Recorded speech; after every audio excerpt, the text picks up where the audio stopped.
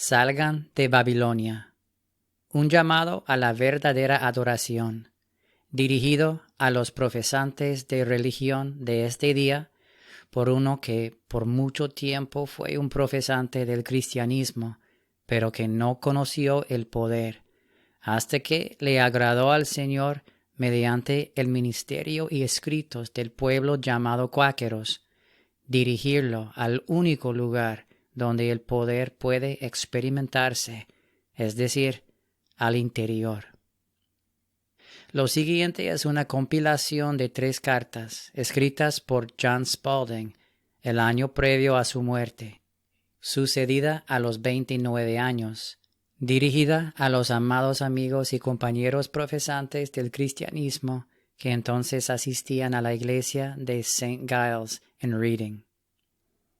Amigos, en algunas ocasiones, desde que me separé de su comunión, mi mente ha estado muy inquieta, deseando un avance real en ustedes en el espíritu y poder de esa religión que profesan.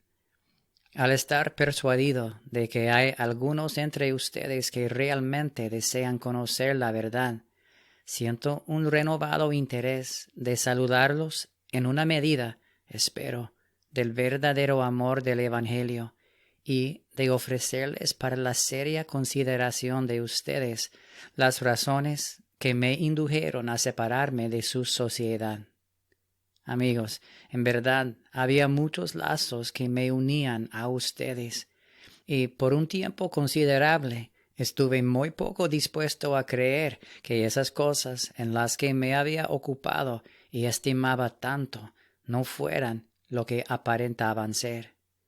Sin embargo, como yo deseaba fervientemente conocer la verdad, sin importar lo que me costara, sentí el hacha puesta a la raíz del árbol, y los hermosos edificios y las convincentes apariencias fueron conmovidas.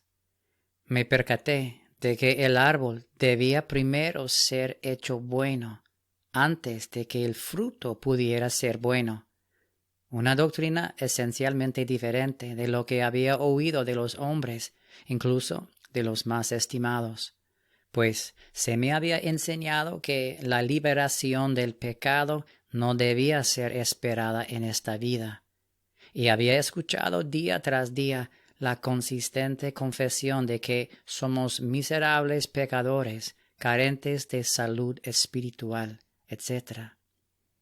Encontré, por la manifestación de ese espíritu que es dado a cada uno para provecho, 1 Corintios 12:7, el espíritu que pone al descubierto las cosas secretas de las tinieblas, que esa confesión no era congruente, sino contraria a las escrituras de verdad, porque éstas expresamente declaran que el gran autor de la dispensación del Evangelio salvará a su pueblo de sus pecados y no en ellos.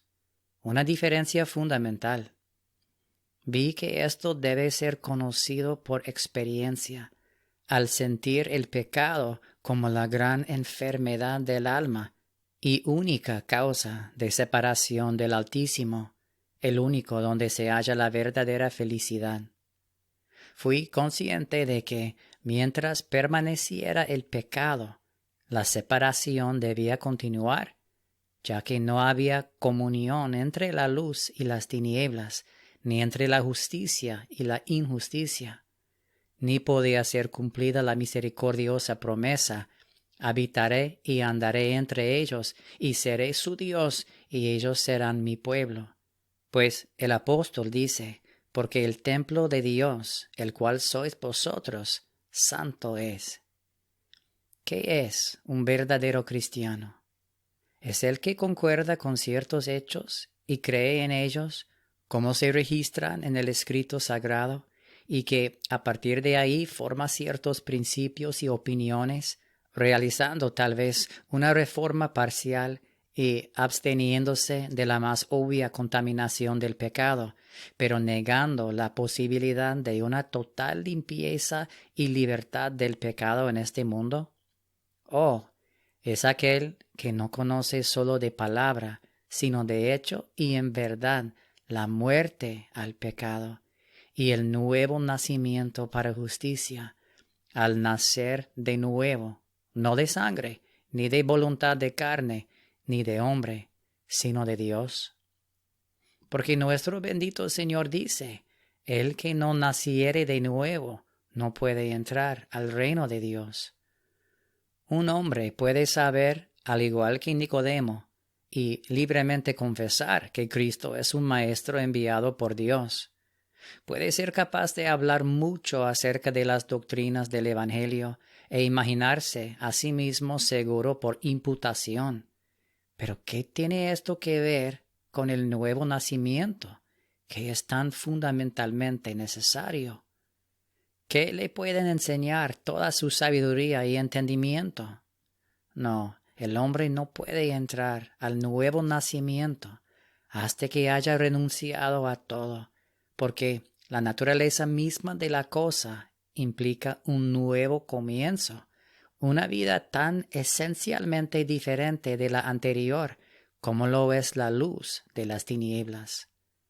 Porque en otro tiempo erais tinieblas, dice Pablo, mas ahora sois luz en el Señor. Ahora bien, el que conoce este nuevo nacimiento, no un cambio de opinión, ni una comprensión de las verdades del Evangelio en su entendimiento, o la unión a esta o aquella sociedad. El que conoce la cosa misma, no el nombre, ni imaginaciones con respecto a ella, sino la naturaleza, la vida, la esencia, ¿permanecerá como era antes? Cristo dijo, bienaventurados los de limpio corazón. Pero los cristianos modernos dicen, no hay limpieza de corazón, sino que es y debe permanecer engañoso más que todas las cosas y grandemente perverso. Otra vez es dicho, ¿quién hará limpio a lo inmundo? Ahora bien, es admitido que el corazón es impuro por naturaleza, pero ¿no ha prometido el Señor limpiar a su pueblo de toda su inmundicia? Observe la palabra toda. ¿Qué impureza permanecerá entonces? Algunos intentan excusarse a sí mismos por lo que Pablo experimentó en algún momento, cuando dice, porque el deseo de la carne es contra el espíritu, y el del espíritu es contra la carne. Pero veo otra ley en mis miembros que se rebela contra la ley de mi mente. Es reconocido que Pablo sintió esto alguna vez, pero no dijo él después, ninguna condenación hay para los que están en Cristo Jesús, los que no andan conforme a la carne, sino conforme al Espíritu. ¿Acaso no dijo, la ley del Espíritu de vida en Cristo Jesús me ha librado de la ley del pecado? Y los que hemos muerto al pecado, ¿cómo viviremos aún en él? ¿Acaso no dice de nuevo, con Cristo estoy juntamente crucificado, y ya no vivo yo, no el yo natural ni pecaminoso, mas vive Cristo en mí? Dice el Señor, habitaré y andaré entre ellos. ¿Habitará el Señor en un lugar que no sea santo? ¿Puede la luz habitar con las tinieblas? Ahora, Satanás puede disfrazarse, y de hecho lo hace, como ángel de luz. Sí, se sienta como Dios en el templo de Dios, haciéndose pasar por Dios. La parte imaginativa en el hombre de seguro será engañada, y adorará dicha aparición en lugar de la realidad, porque el mundo mediante su sabiduría y el hombre mediante sus habilidades naturales o humanamente adquiridas no conoció ni podrá conocer a Dios jamás. Pero si alguno, dice Pablo, se cree sabio, hágase ignorante, para que su ojo viejo sea cerrado y uno nuevo, el único que puede discernir las cosas de Dios, sea abierto. Cristo dice, sed pues vosotros perfectos, como vuestro Padre que está en los cielos es perfecto. Pero los cristianos de hoy, como se llaman a sí mismos, dicen que no hay tal cosa como la perfección. Oh, si pudieran considerar a quién se oponen diciendo esto. ¿Acaso no deseaba Pablo que aquellos a quienes les estaba escribiendo se limpiaran de toda contaminación de carne y de espíritu, perfeccionando la santidad en el temor de Dios? Segunda de Corintios 7:1. ¿No ora él que otros sean perfectos y completos en todo lo que Dios quiere? Colosenses 4:12. ¿No es lo que quiere decir este lenguaje claro y expreso? Oh, la astucia de esa serpiente, que es capaz de razonar y discutir el verdadero significado. Oh, el lamentable estado de los que están tan engañados por ella, que están sentados cómodamente con la vana imaginación de que lo que Cristo ha hecho será suficiente, sin necesidad de experimentar su obra en ellos. Estos, en el verdadero sentido espiritual, tienen ojos, pero no ven, oídos, pero no oyen. Otra vez dice Cristo, no juréis en ninguna manera. Pero los cristianos de hoy dicen, podemos jurar en algunos casos. Razonaremos sobre las palabras de Cristo y juzgaremos por nosotros mismos qué significan y hasta qué punto deben ser obedecidas o no. Aunque Santiago dice, pero sobre todo, hermanos míos, no juréis. Aun así ustedes dicen, podemos hacer tales y tales juramentos. Oh pobre cristiandad, cómo se ha ennegrecido tu oro. Una vez más dice Cristo, así pues, cualquiera de vosotros que no renuncia a todo lo que posee, no puede ser mi discípulo. Pero ahora los cristianos pueden conservarlo todo, su propia sabiduría, su propia voluntad, el favor del mundo, su riqueza y amistades, su moda y costumbres. Aunque Santiago diga, ¿no sabéis que la amistad del mundo es enemistad contra Dios? Y Pablo diga, pues si todavía agradara a los hombres, no sería siervo de Cristo. Además, Juan el Bautista, quien fue enviado para preparar el camino del Señor, describiendo la naturaleza y efectos del reino de su Maestro, dijo, y ya, note la palabra ya, también el hacha está puesta a la raíz de los árboles. Por tanto, todo árbol que no da buen fruto es cortado y echado en el fuego. ¿A qué árbol y a qué raíz se hace referencia aquí? ¿Es externo o interno? ¿Quién puede responder esta pregunta sino aquel que ha sentido el hacha y la destrucción en alguna medida del árbol corrupto? El aventador está en su mano y añade, y limpiará completamente su era. Noten la palabra completamente. ¿Qué quedará entonces? Oh, si los profesantes del cristianismo se interesaran por conocer y estuvieran dispuestos a desprenderse de todo lo que se interpone en el camino, si pudieran realmente saber lo que es ser completamente limpiados en lugar de negar la posibilidad de ello. Negarse o oponerse al poder de Cristo es algo terrible. Este es un lenguaje que ciertamente implica una limpieza completa y efectiva de toda la contaminación del pecado, incluso ya en esta vida. Nuestro Señor consistentemente inculcó esta doctrina en todos sus discursos. En el muy excelente Sermón del Monte, Él insiste en la necesidad de una justicia superior a la de la ley, pues dice, porque os digo que si vuestra justicia no fuere mayor que la de los escribas y fariseos, no entraréis en el reino de los cielos. ¿Qué lenguaje puede ser más claro?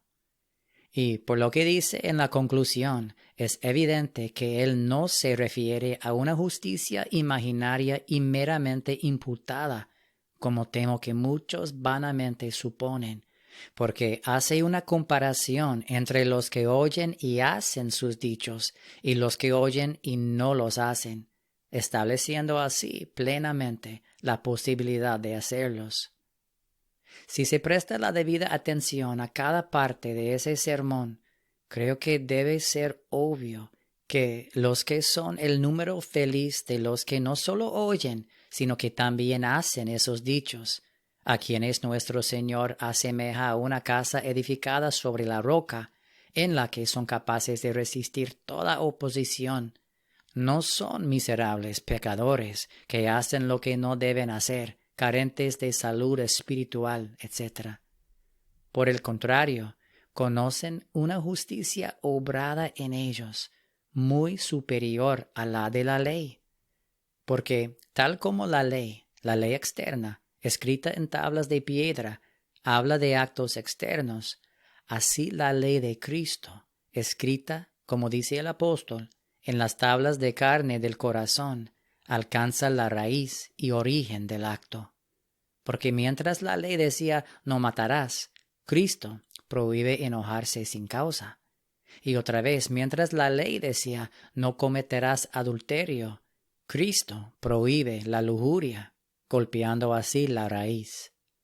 Al ser removida la causa, la consecuencia o el efecto es inevitablemente eliminado. Y una vez más, mientras la ley decía amarás a tu prójimo y aborrecerás a tu enemigo, y ojo por ojo y diente por diente, Cristo dice no resistan al que es malo. Antes bien, amen a sus enemigos, hagan bien a los que los aborrecen. Y dice mucho más con similar significado, a lo cual muchos que profesan seguirlo parece que le prestan muy poca atención, como si hacerlo o no fuera un asunto sin importancia.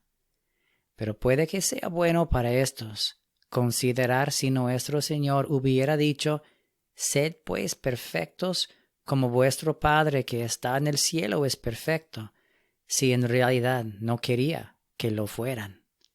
Además, deben considerar si los que hacen lo que Él exhorta aquí no llegarán a ser perfectos.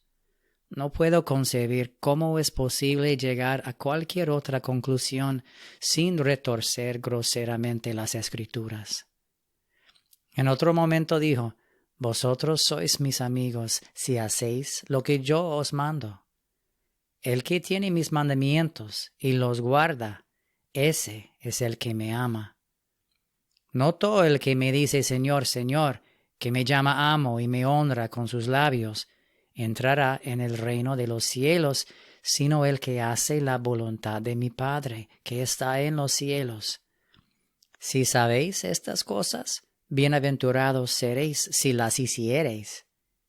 Si una simple creencia en los sufrimientos, resurrección, etc. de Cristo es suficiente para salvar, ¿qué propósito tenían todos sus discursos en los que repetidamente insiste en la necesidad de regeneración o de nacer de nuevo, lo cual ciertamente implica algo más de un cambio de opinión, una persuasión del juicio y una reforma parcial? Porque, como le dijo a Nicodemo, lo que es nacido de la carne, carne es, y lo que es nacido del espíritu, espíritu es. De esto obviamente se deduce que los que realmente nacen del Espíritu serán de la misma naturaleza del Espíritu. Todas las cosas viejas pasarán, todas serán hechas nuevas, y todo provendrá de Dios. Un poco de levadura leuda toda la masa. El vino nuevo en odres nuevos se ha de echar, y muchas otras comparaciones de las que claramente se implica la necesidad de un cambio total y efectivo. Nuevamente, para confirmar esta grande y necesaria verdad de la libertad del pecado, Él les dice a sus discípulos, si vosotros permaneciereis en mi palabra, seréis verdaderamente mis discípulos y conoceréis la verdad, y la verdad os hará libres. Y para reprender sus ideas carnales de una libertad temporal y externa, Añade, todo aquel que hace pecado, esclavo es del pecado. Así que, si el Hijo os libertare, seréis verdaderamente libres. Que esta libertad del pecado, es decir, del poder del pecado, así como también de la culpa, debe ser experimentada en esta vida, queda de nuevo confirmada por lo que dice de los que mueren en sus pecados. A donde yo voy, vosotros no podéis venir. Ahora, si no se experimenta la liberación del pecado en esta vida, necesariamente se muere en los pecados, sin importar qué conocimiento tenga el hombre, cuál sea su fe o qué profesión haya practicado. Este punto es muy importante y un error en él puede tener consecuencias muy dañinas. Por tanto, me veo obligado a detenerme en ello sabiendo por experiencia propia cuán predominante es la opinión contraria. En realidad, no es difícil entender por qué las personas prefieren ser libres de la culpa y del castigo del pecado, sin que el poder del pecado sea sometido. Porque naturalmente amamos la facilidad a la que la cruz de Cristo se opone decididamente. La aplicación de la cruz es tan rigorosa que es, en las propias palabras del Señor, como amputar la mano derecha y sacar el ojo derecho. Él dice una y otra vez, el que no lleva su cruz y viene en pos de mí, no puede ser mi discípulo. El apóstol da testimonio de esta importante verdad, donde dice, los que son de Cristo han crucificado la carne con sus pasiones y deseos. Si las pasiones y deseos, la raíz y semilla mismas del pecado, son ciertamente asesinados, ¿qué puede quedar? En otro lugar, él dice, porque los que hemos muerto al pecado, ¿cómo viviremos aún en él? Y otro apóstol dice, todo aquel que es nacido de Dios no practica el pecado, porque la simiente de Dios permanece en él y no puede pecar, porque es nacido de Dios. He presentado unos pocos y sencillos pasajes de las Escrituras para mostrar que la liberación del pecado, al ser limpiados de toda contaminación del pecado en esta vida, no solo es posible, sino indispensablemente necesaria, y que la doctrina contraria es fundamentalmente errónea, ya que establece la sombra en lugar de la sustancia y una santidad imaginaria en lugar de la real. Probablemente haga más observaciones de este punto tan importante conforme avance. Ahora ofreceré unas pocas observaciones de algunos de los servicios religiosos que se realizan usualmente, comparándolos también con las escrituras de verdad, las cuales la mayoría de los profesantes cristianos reconocen como su estándar o regla. Comparación que mostrará claramente, creo, que estos servicios no son lo que muchos llaman medios de gracia y ordenanzas de Dios. Más bien, parecen ser meras invenciones de los hombres, establecidas en su propia sabiduría caída, como sustitutos de la vida y del poder que se perdieron en la larga noche de la apostasía, al no ser la verdadera adoración de Dios, sino ejercicio corporal que para poco es provechoso, como dice el apóstol, 1 Timoteo 4:8. Porque recordemos que el gran autor de la dispensación del Evangelio expresamente declaró que los verdaderos adoradores adorarán al Padre en espíritu y en verdad. Y el apóstol confirma esto, diciendo, pues, ¿qué hemos de pedir como conviene? No lo sabemos, pero el Espíritu mismo intercede por nosotros con gemidos indecibles. Por lo tanto, al ver que esta necesaria asistencia no está a nuestras órdenes, se deduce que pretender adorar al Altísimo en una forma prescrita, o con creaciones estudiadas o improvisadas de las habilidades propias o adquiridas del hombre en su propia voluntad y tiempo, sin esperar sentir las influencias y movimientos del Espíritu Santo, en y a través del cual únicamente se puede realizar la verdadera adoración, no puede ser mejor que el culto voluntario, sin importar cómo sea llamado. Las Escrituras también hablan repetidamente de crecer en la gracia, de continuar hacia la perfección. ¿Cuán incompatible es, entonces, la repetida e inalterada confesión: nosotros somos pecadores miserables, que hacemos lo que no debemos, etc.? ¿No es esta confesión, si se dijera la verdad, una obvia manifestación de que no se ha recibido ningún beneficio a pesar de la frecuente, como se afirma, búsqueda del Señor? Pero si es cierto, como lo declaran las Escrituras, que Cristo vino para salvar a su pueblo de sus pecados, entonces los que hacen tal confesión admiten que no son de dicho número. Pues si todavía son pecadores miserables, claramente no son salvos de sus pecados, por más que intenten reconciliar una contradicción tan clara. Esta incompatibilidad no está limitada a una parte en particular del servicio, porque su presencia en la totalidad es igualmente obvia. Porque en un momento se escuchan a las personas confesando sus propios pecados y maldades, y poco después son llamadas a dirigirse al Altísimo con corazones puros, humildes, penitentes y obedientes. En un momento admiten haber errado y haberse extraviado como ovejas perdidas, pero luego declaran que mostrarán su alabanza no solo con sus labios, sino con sus vidas, rindiéndose al servicio del Señor y caminando delante de Él en santidad y justicia todos sus días, aunque sigan siendo miserables pecadores, haciendo lo que no deben hacer, etc. ¿Puede éste correr para atrás y para adelante, que en un momento se dice una cosa y en otro todo lo contrario, ser un servicio aceptable para el Dios que escudriña el corazón, prueba la mente y requiere la verdad en lo íntimo? Y cuando todos repiten en voz alta las experiencias del salmista real, ¿es posible evitar que se pronuncien muchas obvias falsedades?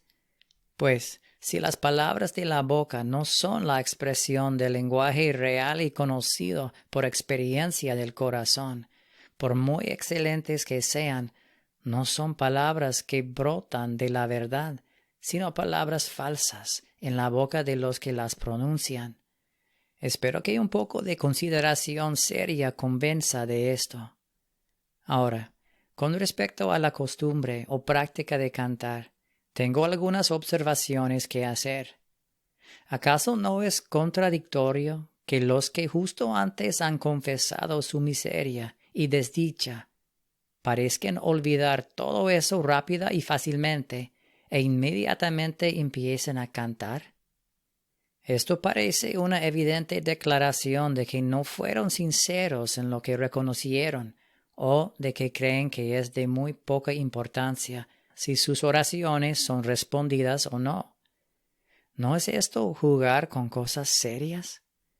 Estoy completamente persuadido de que la práctica común de cantar solo se calcula para divertir a la criatura, para agradar el oído externo, por mucho que se afirme que calienta el corazón y enciende la devoción.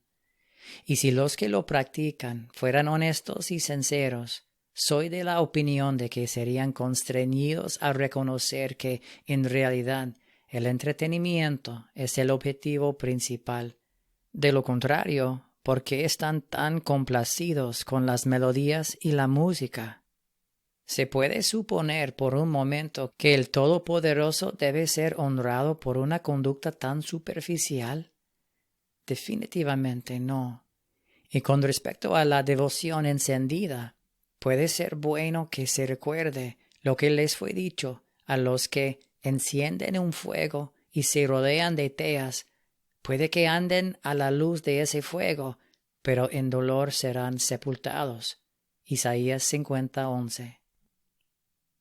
Soy consciente de que hay escrituras que se usan para defender esta costumbre, que nuestro Señor y sus discípulos, la noche antes de que Él sufriera, cantaron un himno. Pero qué o cómo, no estamos informados. No me cabe la menor duda de que el asunto y la manera fueron tanto apropiados como oportunos. Que el apóstol Pablo y Silas cantaron alabanzas al Señor en prisión. Por supuesto que lo creo, pero no puedo concebir qué argumento pueda deducirse de esto que justifique la presente costumbre de cantar cualquier cosa que se escoja para el servicio, adecuado o no, ya sea alabanza, profesión, arrepentimiento o petición. Encuentro que este canto externo y escogido de antemano es muy diferente de ese que recomendó el apóstol. Cantaré con el espíritu, pero cantaré también con el entendimiento, o cantando y alabando al Señor en vuestros corazones. También creo que la fuente verdadera de alabanza, es decir, el sentido agradecido por las misericordias del Señor, puede expresarse mejor y más apropiadamente que en un tintineo o sonido externo. Siempre se debe tener en cuenta que Dios es espíritu y que los que lo adoran deben adorarlo en espíritu y en verdad. En otras palabras, Él considera el lenguaje del corazón, no las palabras, por muy excelentes que sean. Ahora, invoco al testigo de Dios en cada corazón para la consideración de la siguiente pregunta. En vista de la variedad de condiciones de los presentes en una reunión y el distinto tema de cada canción, sea de alabanza, adoración, confesión, petición, etc., es probable que la congregación con propiedad y en el temor del Señor, en cualquier estado o condición en que se encuentre en el momento, esté correctamente preparada para cantar lo que sea que se le dé. A mí me parece imposible que toda una congregación esté en el mismo estado de ánimo, considerando los diferentes tratos de la providencia del Señor con su pueblo. En consecuencia, obviamente se deduce que si todos cantan, algunos pronuncian palabras con la boca muy contrarias al lenguaje del corazón, lo cual está tan lejos de ser aceptable para el Señor, que estoy persuadido de que es hipocresía y una abominación ante sus ojos. Ahora, hablándoles más específicamente a los que han alcanzado una medida de gracia de Dios, pregúntense seriamente, ¿el canto externo está destinado o calculado para agradar los oídos carnales de los hombres o al Dios Santo? ¿Por qué tanta ansiedad sobre las melodías, voces y música? ¿Debe agradarse al Señor con esas cosas terrenales? Oh, no, ustedes no pueden suponer esto. Consideren de cuál raíz brotan, del viejo o del nuevo hombre, y recuerden que su hacha está puesta a la raíz para destruir todo lo que es de la tierra, de nuestra naturaleza carnal. He considerado esos pasajes en el Nuevo Testamento donde el tema es mencionado, y siento que confirman mi opinión en cuanto a la incompatibilidad del canto público. El apóstol habla de cantar con gracia en el corazón, de hacer melodías en el corazón para el Señor, y no de hacer sonidos con la boca, a menos que procedan del corazón, sobre lo cual llamo a que todas las mentes serias consideren cuán raramente ocurre esto en el canto público.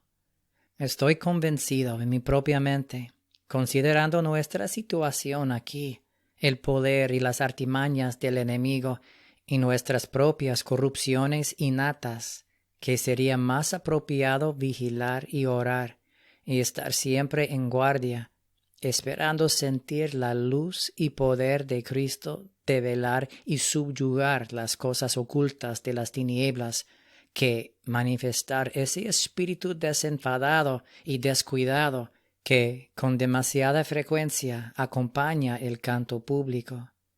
Entonces, como hijos de la luz, podríamos caminar en la luz y experimentar la sangre de Jesucristo, su espíritu y poder limpiándonos de todo pecado. Díganme, ¿cómo pueden esos que están presentes, que viven en abierta y declarada oposición a Dios, unirse en canto, sin pronunciar mentiras obvias y abominables? ¿Acaso no se espera que cuando se anuncia un salmo o himno, todos los presentes canten? Que no se diga entonces cómo podemos evitar el abuso de esto. ¿No deberíamos más bien darles un ejemplo de verdad y justicia y no aprobar ninguna práctica que tenga la tendencia de promover la ligereza y la irreverencia? Oh, mis amigos, eso no puede ser aceptable para el Señor, quien requiere la verdad en lo íntimo. Recomiendo que consideren seriamente lo que el Señor dice en el primer capítulo de Isaías con respecto a las ordenanzas que Él mismo designó cuando no son hechas en el espíritu apropiado.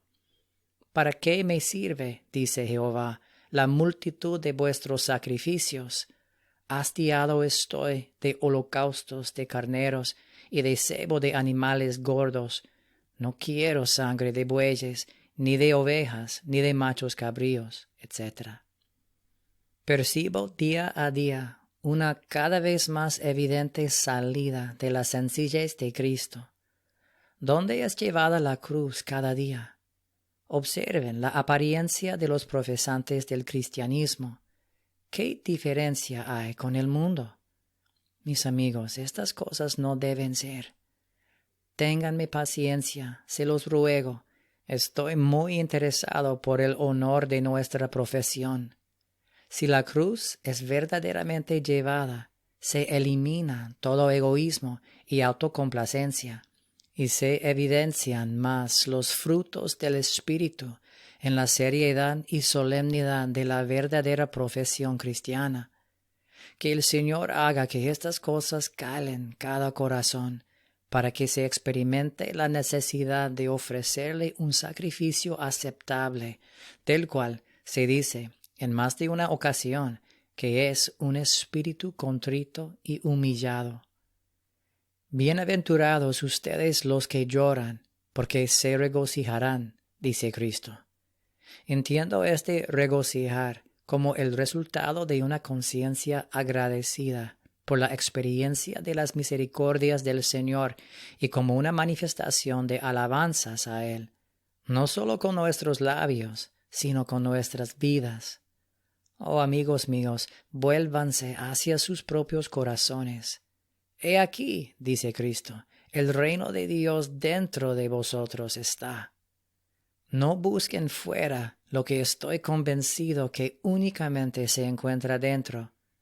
No es el mucho oír y el mucho hablar lo que trae verdadera paz al alma, porque el oído nunca se satisface de oír. ¿No vemos profesantes del cristianismo corriendo de aquí para allá, creyendo que cuanto más oigan, mejores serán, y rodeándose de las teas que ellos mismos encendieron? ¿Pero qué les dice el Señor? En dolor seréis sepultados. Isaías 50:11. Estoy completamente convencido de que por falta de mirar hacia el interior y no esperar sentir el poder del Señor ahí, juzgando y sometiendo el pecado, hay tanta charla, tanto espectáculo externo, pero lo espiritual está casi ausente en las vidas y conversaciones de las personas. Ay, mis amigos, me temo que muchos de ustedes, en conformidad con su propia profesión, están en una condición miserable. Ahora, permítanme convencerlos de que consideren si el hecho de que año tras año continúen siendo miserables pecadores ¿No es consecuencia de que sus oraciones no están siendo contestadas? Dejen que se levante una inquietud y pregúntense si han estado buscando correctamente o no, porque nuestro Señor prometió clara y expresamente que todo el que busca, halla. Ahora, ¿qué han encontrado los que continúan, como ellos admiten, siendo miserables pecadores, haciendo lo que no deben hacer, etcétera? ¿No es esta una confesión de que los medios que han usado son insuficientes para limpiarlos y sanarlos, que no han acudido correctamente al gran médico, al bálsamo de Galad, a las hojas del árbol que son para la sanidad de las naciones, sino que han estado gastando el dinero en lo que no es pan y su trabajo en lo que no sacia? En lugar de oír atentamente al Señor y comer del bien, el verdadero pan de vida, del que nuestro Señor dijo, el que come de este pan vivirá eternamente. Sería bueno que busquen estos medios antes de que la posibilidad de una cura sea negada, no sea que nieguen que el poder de Dios es capaz de expulsar al hombre fuerte, quien guarda su palacio y sus bienes en paz. El apóstol habla de algunos que tienen apariencia de piedad, pero han negado su poder. Ahora, sería bueno que consideren en qué se puede conocer el poder de la piedad, sino en el dominio sobre su adversario, el cual es el pecado. Los que niegan la posibilidad de que el pecado puede ser sometido, ¿acaso no niegan el poder de la piedad? A menudo me he preguntado, ¿cómo es posible que aquellos que abogan por la necesidad de pecar pueden afirmar también el valor de las Escrituras, diciendo, las Escrituras son la regla? Porque las Escrituras insisten consistentemente en la necesidad de santidad. No una santidad imaginaria, sino una pureza real de corazón y de vida. Sin santidad, dijo el apóstol, nadie verá a Dios. Como aquel que os llamó es santo, sed también vosotros santos en toda vuestra manera de vivir. Os ruego, por las misericordias de Dios, que presentéis vuestros cuerpos. Noten que dice cuerpos, en sacrificio vivo, santo, agradable a Dios, que es vuestro culto racional. Los profesantes cristianos hablan mucho de la sangre de Cristo. Es un tema frecuente en sus bocas. Pero ¿cuánto han experimentado de la naturaleza y efectos de ésta, que sus propias confesiones testifiquen? El apóstol declara que la sangre de Jesucristo su Hijo nos limpia de todo pecado. Ahora, ¿cómo pueden estar limpios de todo pecado los que continúan siendo miserables pecadores, haciendo lo que no deben hacer, etcétera? Lo dejo a la consideración de la mente que discierne. Me propongo ahora responder algunas objeciones a esta importante verdad y comentar algunos pasajes de las Escrituras con los que niegan la posibilidad de que el pecado puede ser sometido hacen el esfuerzo por cubrirse. La primera objeción tiene que ver con la Escritura que dice: engañoso es el corazón más que todas las cosas, y perverso, ¿quién lo conocerá? Creo firmemente que el corazón de todo hombre, o de todo hombre natural no regenerado, es verdaderamente así. Pero debe ser recordado que el Señor le prometió a su pueblo: os daré corazón nuevo, y pondré espíritu nuevo dentro de vosotros. ¿Se atreve alguien a decir que ese corazón es engañoso y perverso? Oh, cuidado con despreciar el don de Dios. Bienaventurados los de limpio corazón, porque ellos verán a Dios, dice nuestro Señor. No puede el buen árbol dar malos frutos, ni el árbol malo dar frutos buenos. Mas la que cayó en buena tierra Estos son los que, con corazón bueno y recto, retienen la palabra oída y dan fruto con perseverancia. Lucas 8:15. Porque ahora, en la dispensación del Evangelio, el hacha está puesta a la raíz del árbol. ¿Qué es la raíz del árbol sino el corazón, del que nacen todas las palabras y actos? Cristo dijo: Fariseo ciego, limpia primero lo de dentro del vaso y del plato, para que también lo de fuera sea limpio. En sus oraciones escritas, ¿no le piden a Dios que limpie los pensamientos de sus corazones por la inspiración de su Santo Espíritu? Una muy excelente petición. Pero ¿de qué sirve esa petición para los que la hacen cuando niegan la posibilidad de que sea respondida? ¿No es una solemne burla? Porque si los pensamientos del corazón están en realidad limpios, no debe haber pecado, pues el pecado mancha y contamina el corazón. Otra objeción es el lenguaje que usa el apóstol, donde habla de la ley en mis miembros que se rebela contra la ley de mi mente y que me lleva cautivo a la ley del pecado. Y yo sé que en mí, esto es, en mi carne, no mora el bien. Romanos 7. Creo que está fuera de toda duda que el apóstol alguna vez estuvo en ese estado y que ciertamente todo cristiano verdadero experimenta un estado similar hasta que el hombre fuerte es echado y la vieja levadura purgada. Pero que Pablo estaba en dicho estado en el momento de escribir su epístola no me parece por ningún medio creíble, por lo que escribió antes y por lo que escribió después. O de lo contrario, obviamente se habría contradicho, lo cual difícilmente se puede creer. Él, sin ninguna duda, estaba describiendo aquí los efectos de la ley sobre la mente carnal no regenerada, porque dice, la ley es espiritual, mas yo soy carnal, vendido al pecado. ¿Se puede suponer que el apóstol todavía era carnal?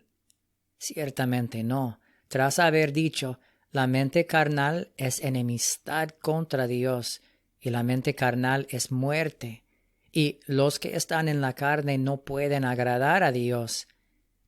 Mas vosotros no estáis en la carne, sino en el Espíritu, si es que el Espíritu de Dios mora en vosotros. Y si alguno no tiene el Espíritu de Cristo, el tal no es de él. En consecuencia se deduce que si el apóstol estaba entonces en el estado carnal, no era de Cristo, sino que estaba en enemistad contra Dios. Pero un poco antes había dicho, sabiendo esto, que nuestro viejo hombre es crucificado con él, para que el cuerpo del pecado sea destruido, a fin de que no sirvamos más el pecado. Porque el que está muerto, libre es del pecado. Y mas ahora librados del pecado y hechos siervos de Dios, tenéis por vuestro fruto la santidad y por fin la vida eterna. Entonces, que este sencillo lenguaje, escrito tanto antes como después de Romanos 7, y sin ninguna duda en la misma ocasión, determine si el apóstol estaba o no en ese momento en un estado carnal y no regenerado. Y aunque él dice en otra parte, no que lo haya alcanzado ya, ni que ya sea perfecto, creo que esto en ningún sentido favorece la interpretación que muchos ponen sobre esto, queriendo implicar que el apóstol estaba en ese momento en un estado pecaminoso. Más bien, esta escritura parece obrar contra ellos, ya que condena claramente la idea de que pueden ser justificados perfectamente y para siempre por una mera imputación, y evidencia el peligro de sentarse a gusto, descansando satisfechos con una justificación imaginaria. Pues en otro lugar, hablando del progreso cristiano, Pablo declara que él no corría como a la aventura, ni peleaba como alguien que golpea el aire, Más bien, encontró que era necesario mantener su cuerpo humillado y llevarlo a servidumbre, o corría el peligro de ser eliminado, a pesar de que les había predicado a otros. Otra objeción contra la necesidad de experimentar la liberación del pecado es tomada de las palabras del mismo apóstol, donde dice: «Porque por gracia sois salvos, por medio de la fe, y esto no de vosotros, pues es don de Dios, no por obras, para que nadie se gloríe». En respuesta a la cual, creo que es muy necesario distinguir entre las obras del hombre que él hace en su propia voluntad y fuerza, y las obras que son preparadas de antemano por Dios. Tal vez es por no conocer correctamente esta diferencia que las personas exclaman contra las obras como si todas ellas fueran resultado de la justicia propia. En efecto, las obras del hombre, de la mente carnal no renovada, sí, incluso las mejores de ellas, son como trapos de inmundicia. Pero creo que se debe tener gran cuidado de no unir las obras de Dios, esas que Él obra en su pueblo, con las propias obras del hombre, porque en el siguiente versículo dice el apóstol: «Porque somos hechura suya, creados en Cristo Jesús para buenas obras, las cuales Dios preparó de antemano para que anduviésemos en ellas». Que esto es por gracia, creo que ningún cristiano verdadero lo negará, sino que con humilde gratitud en todo su progreso reconocerá con el apóstol: «Por la gracia de Dios soy lo que soy». Esta es la misma gracia que el apóstol declara se ha manifestado a todos los hombres. Noten que no dice una parte específica de los hombres, enseñándonos que, renunciando a la impiedad y los deseos mundanos, vivamos en este siglo sobria, justa y piadosamente. Tito 2:11. Él no dice que la gracia enseña que debemos continuar en pecado. ¿Qué? Dice en otro lugar: ¿perseveraremos en el pecado para que la gracia abunde? Y que esto es también por fe. ¿Quién lo negará? Porque sin fe es imposible agradar a Dios. Pero el apóstol habla de una fe muerta, de una fe que tienen los demonios, Santiago 2:19, y de una fe verdadera, de la que se dice: obra por el amor, purifica los corazones y vence al mundo. Entonces, ¿cuál fe tienen los que dicen que están atados y encadenados con la cadena de sus pecados, que son miserables pecadores sin salud espiritual en ellos, etc.? El árbol es conocido por sus frutos. He escuchado las palabras de nuestro Señor a los que sanó de enfermedades: «Tu fe te ha salvado», o «Tu fe te ha hecho salva», etc., alegadas como una excusa para continuar en pecado siempre y cuando tengamos una medida de fe. Pero recordemos que aquellos a quienes el Señor les dijo estas palabras fueron completamente curados al recibir completa santidad. Hechos 3:16. Y creo que hay un remanente hoy que experimenta las mismas obras cumplidas espiritualmente por la poderosa operación de la misma palabra en sus corazones, es decir, ser hechos completos, ser sanados de la gran enfermedad del pecado, lo cual fue prefigurado por las muchas sanidades realizadas en los cuerpos de las personas. Un argumento más comúnmente alegado es lo dicho por el apóstol: si decimos que no tenemos pecado, nos engañamos a nosotros mismos y la verdad no está en nosotros. Pero una debida atención a lo que sigue no favorece la idea de que él estaba entonces en ese estado pecaminoso, porque añade: si decimos que no hemos pecado, claramente aludiendo al tiempo pasado, y continúa: si confesamos nuestros pecados, Él es fiel y justo para perdonar nuestros pecados y limpiarnos de toda maldad. Sabiendo que toda injusticia es pecado, 1 Juan 5:17, Los que están limpios de todo ciertamente no pueden tener nada restante.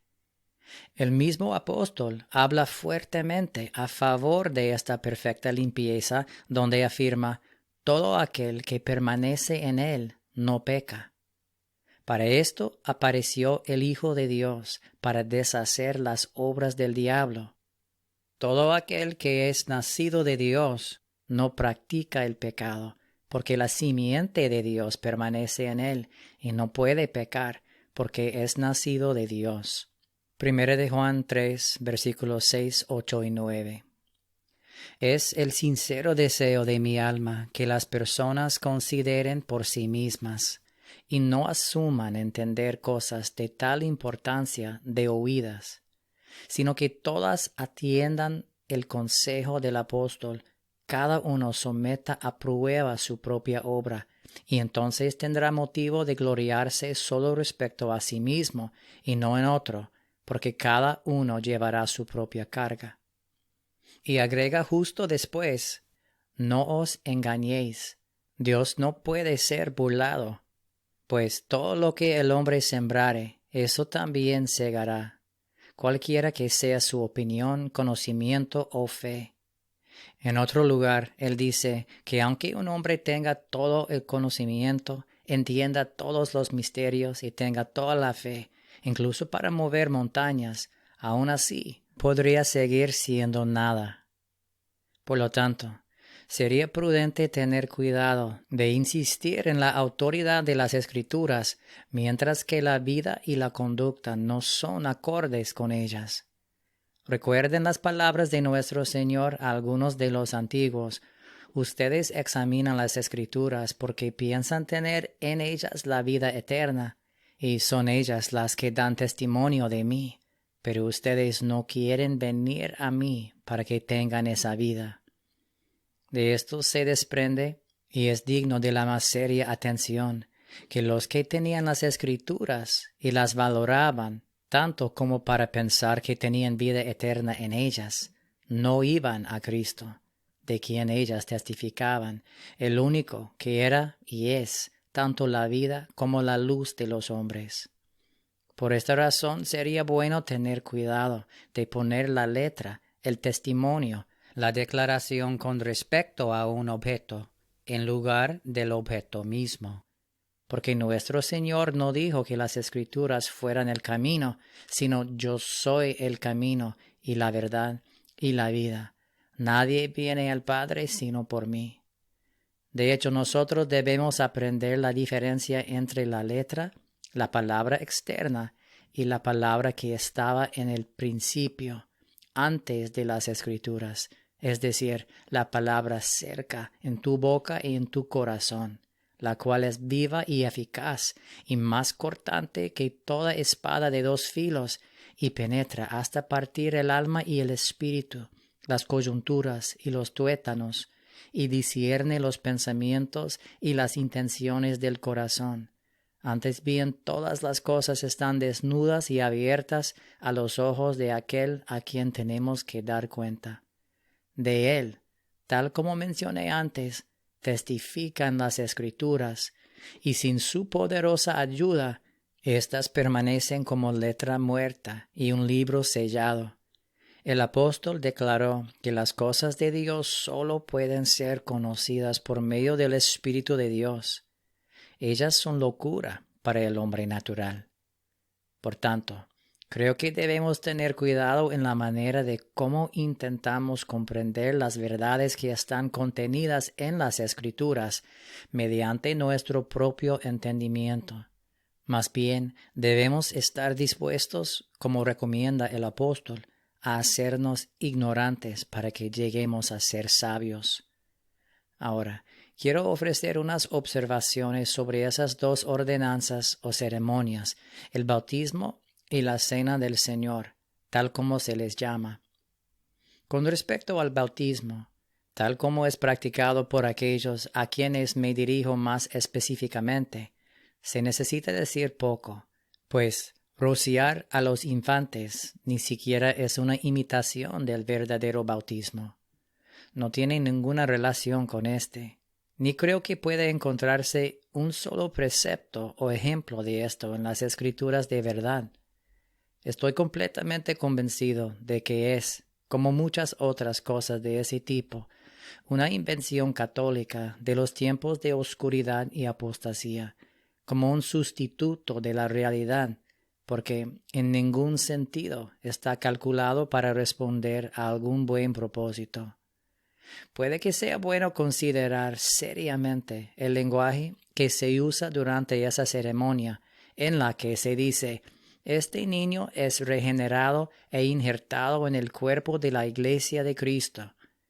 En el Catecismo se dice con respecto a que el niño en el bautismo es hecho miembro de Cristo, un hijo de Dios y un heredero del reino de los cielos.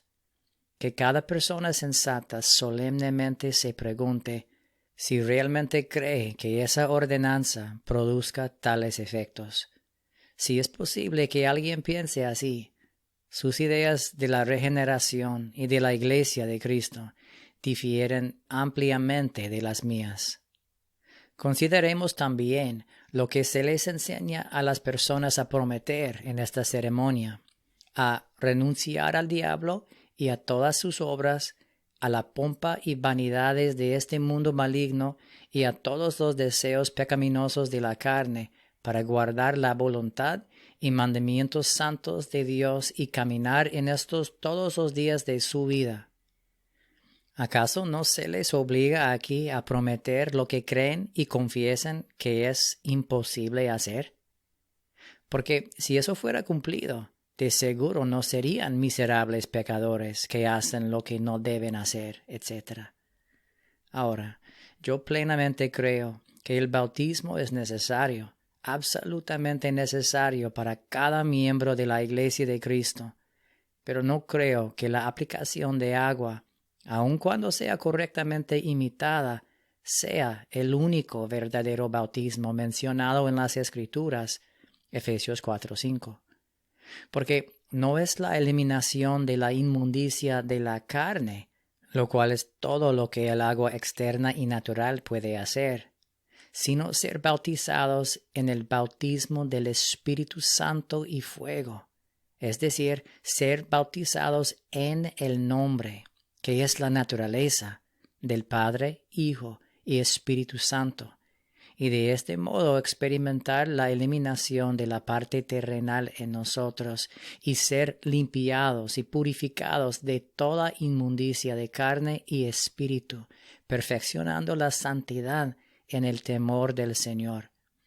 Porque el apóstol dice: porque todos los que habéis sido bautizados en Cristo, de Cristo estáis revestidos, no conceptualmente, sino realmente, al ser sepultados con Él mediante este bautismo espiritual para muerte, es decir, muerte al pecado, a fin de que, como Cristo resucitó de los muertos por la gloria del Padre, así también nosotros andemos en vida nueva. Y de nuevo, de modo que si alguno está en Cristo, nueva criatura es. Las cosas viejas pasaron, he aquí todas son hechas nuevas. Y si todo proviene de Dios, no puede haber pecado, porque el pecado es del diablo y no de Dios. 1 de Juan 3:8. Con respecto a la otra ceremonia, llamada la Cena del Señor, estoy consciente del prejuicio profundamente arraigado a favor de esta. Sin embargo, no me siento desanimado, creyendo que un glorioso día está amaneciendo, cuando las nubes y sombras, señales y apariencias le darán lugar a la realidad, a la sustancia pura y esencial. Estoy perfectamente satisfecho en mi propia mente con respecto a esto, y me esforzaré para dar mis razones por las que no creo que tenga la importancia y obligatoriedad que muchos le atribuyen. Que nuestro Señor, la noche antes de sufrir, tomó pan, lo partió y se lo dio a sus discípulos, y que también tomó la copa y dijo: haced esto en memoria de mí. Definitivamente lo creo, pero no encuentro que Él lo haya establecido como una ordenanza a seguir. Supongo que se considera que esta comida formaba parte de la fiesta de la Pascua de los judíos, porque nuestro Señor dijo: «Cuánto he deseado comer con vosotros esta Pascua antes de parezca», y que esta fiesta era un notable tipo o figura de Cristo, quien era el propio Cordero Pascual, la sustancia o antitipo mismo. Y supongo que también se considera que el pan y el vino, como parte de esa Pascua, representaban el cuerpo y la sangre de Cristo, que debían ser partido y derramada para la remisión de pecados.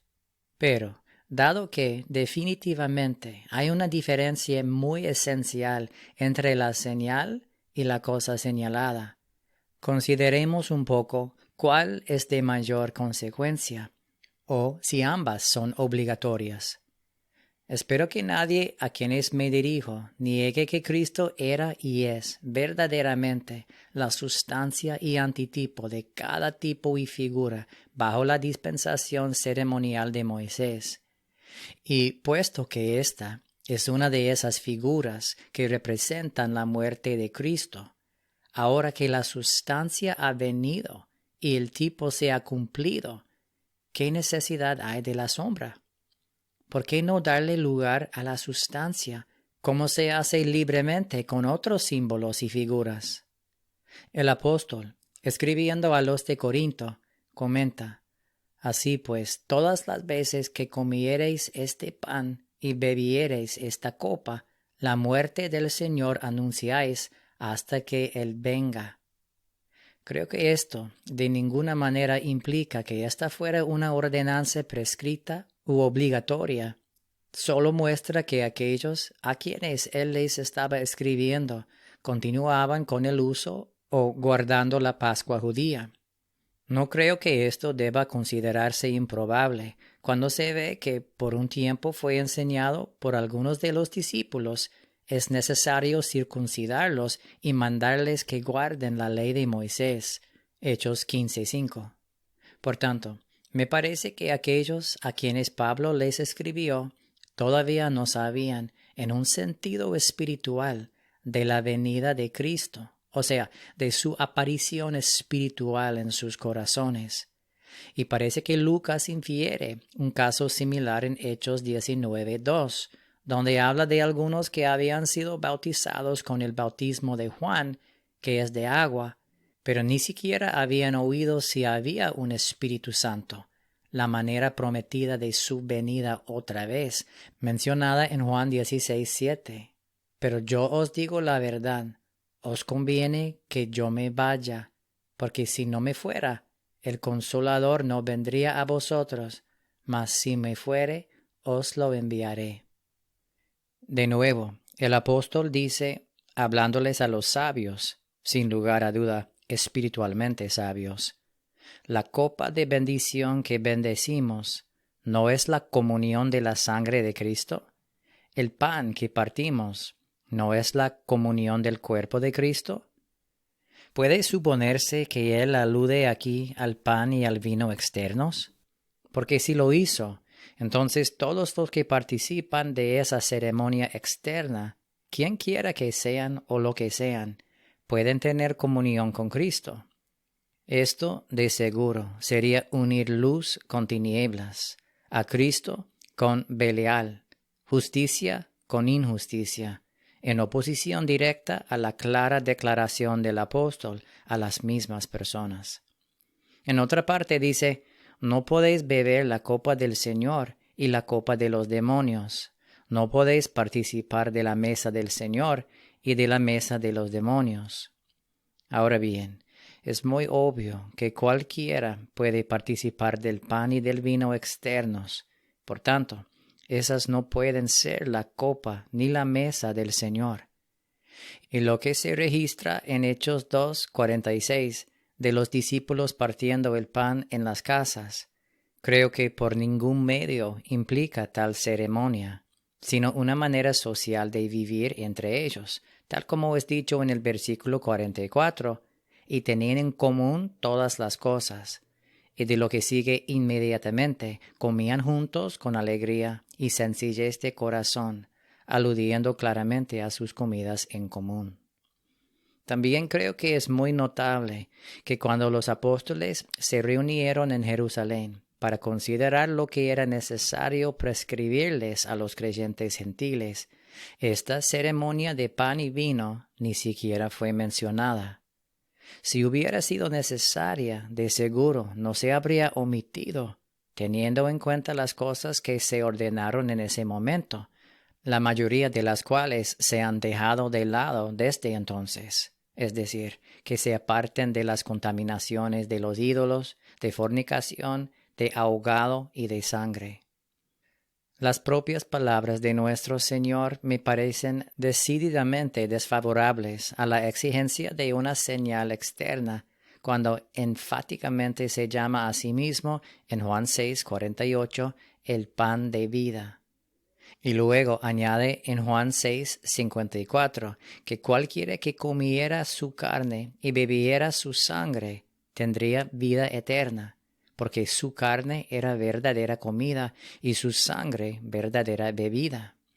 Y para reprender sus ideas carnales de comer y beber externamente, versículo 52, y dirigir sus mentes a la sustancia espiritual, añade, pues que si viereis al Hijo del Hombre subir a donde estaba primero, versículo 62. Es como decir, ¿cómo lo comerán entonces? No en el pan ni en el vino externos, porque el Espíritu es el que da vida, la carne para nada aprovecha. Versículo 63. Creo que hay entre los que me dirijo algunos que son conscientes de la necesidad de esta comunión espiritual y que están verdaderamente deseosos de participar de ella. Lejos está de mí herir a alguno de estos. Yo los saludo con ternura y siento una medida de unidad con la más pequeña aparición de la verdadera semilla del reino. No deseo herir la planta más pequeña del plantío del Señor. Sin embargo, déjenme decir esto en un espíritu de amor y unidad. Dado que se admite que esta no es más que una señal o símbolo, ¿por qué se continúa cuando se prescinde de otras de igual autoridad y obligación? Por ejemplo, la de la circuncisión, a la que nuestro Señor mismo se sometió, y que por un tiempo, incluso después de su ascensión, fue prescrita por sus discípulos, como cité anteriormente. ¿Por qué fue dejada de lado esta? Quizás se pueda responder porque esta señal, de acuerdo con la definición del apóstol de ella, representaba la circuncisión no hecha a mano al echar de vosotros el cuerpo pecaminoso carnal. Creo plenamente que lo hizo. Y como es igualmente cierto que el pan y el vino son una señal, no me parece que exista una razón por la que una deba continuar en preferencia de otra, viendo que la cosa señalada en ambas es de igual obligación. Además, es digno de observar que el amado discípulo Juan, en su relato de esa noche, no hace la menor mención del pan ni del vino, pero es más específico cuando da cuenta de que nuestro Señor lavó los pies de sus discípulos. Ahora, ¿por qué no es guardada esa ceremonia en la iglesia de hoy? Pues parece incluso más particularmente prescrita que la otra. Pues Cristo dice, vosotros me llamáis Maestro y Señor, y decís bien, porque lo soy. Pues si yo, el Señor y el Maestro, he lavado vuestros pies, vosotros también debéis lavaros los pies los unos a los otros. Porque ejemplo os he dado, para que como yo os he hecho, vosotros también hagáis. Entonces, ¿dónde se puede hallar una orden tan fuerte para el pan y el vino?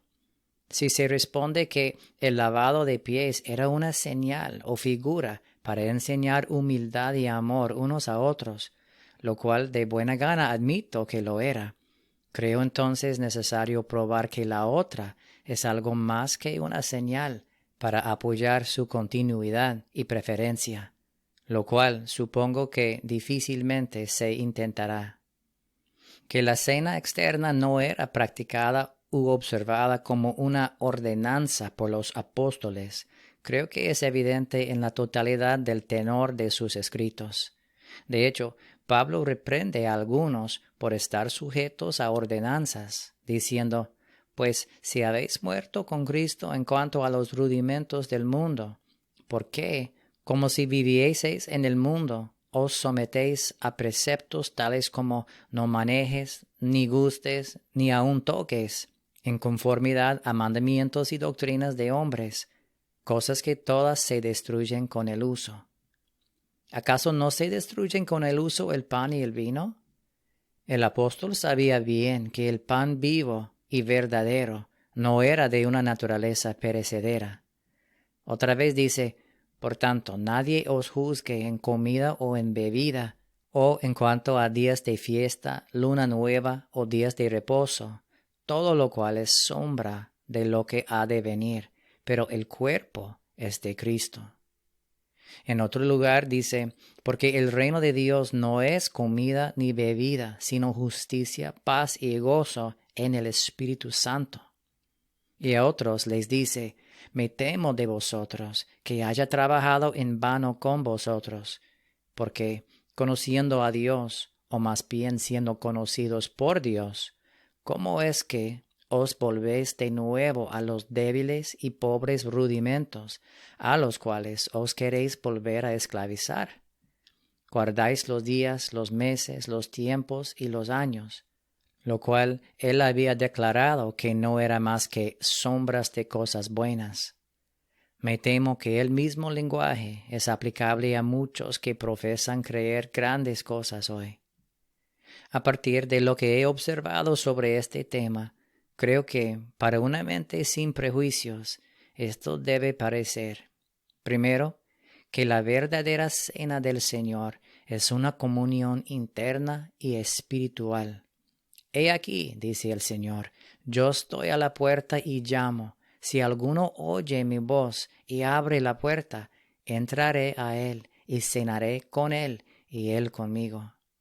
Segundo, que el pan y el vino externos eran parte de la dispensación ceremonial judía, los cuales no fueron ni mandados como ordenanza, ni practicados por los gentiles en general en los días de los apóstoles. Y yo añadiría que si efectivamente hubieran sido una ordenanza necesaria, o en otras palabras, si fueran lo que muchos afirman que es, entonces los efectos serían evidentes. Porque nuestro Señor dijo, el que come mi carne y bebe mi sangre tiene vida eterna. Presumo que nadie a quien me dirijo ahora le imputará tal efecto al pan y al vino externos.